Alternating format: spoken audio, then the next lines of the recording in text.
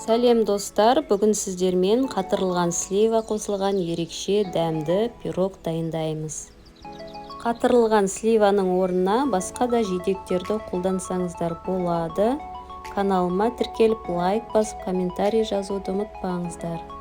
Пирогымыздың қамырына сары май, ұн, қант, разрыхлитель және де жұмыртқа қажет.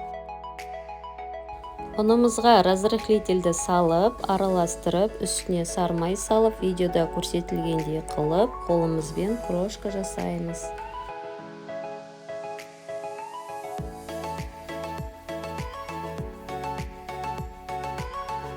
Дайын крошкамыздың үстіне қантымызды салып, араластырамыз.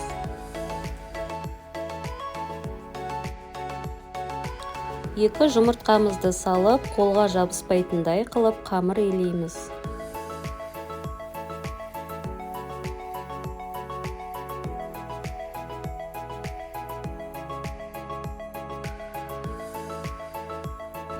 Біздің қамырымыз дайын болды.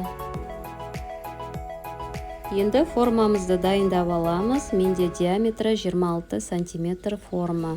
Осы форманың түбіне пергамент қағазын төсеп, видеода көрсетілгендей қылып қамырымызды жаямыз.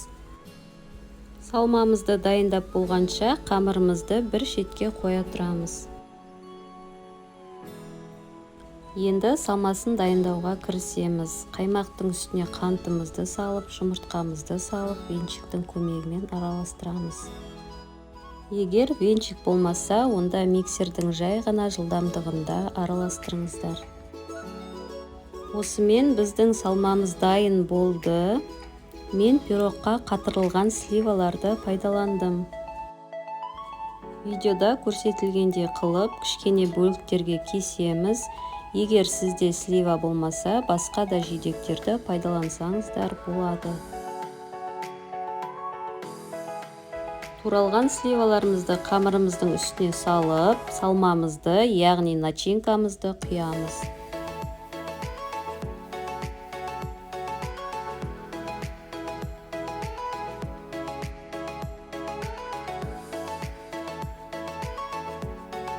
Пирогымызды қызып тұрған 180 градус пеште 45-50 минуттай пісіреміз. Дайын пирогымызды формасынан бірден алуға болмайды. Бөлме температурасында суытып, 1 сағаттай кем дегенде холодильникке қойып, содан кейін барып формасынан аламыз. Егер пирогтың формасын бірден шешіп алатын болсаңыздар, ішіндегі салмасы ағып кетеді. Осымен біздің пирогымыз дайын болды, ерекше дәмді болып шығады. Міндетті түрде дайындап көріңіздер. Егер сіздерге видео ұнап жатса, лайк басып, комментарий жазып, тіркелуді ұмытып кетпеңіздер. Ас болсын!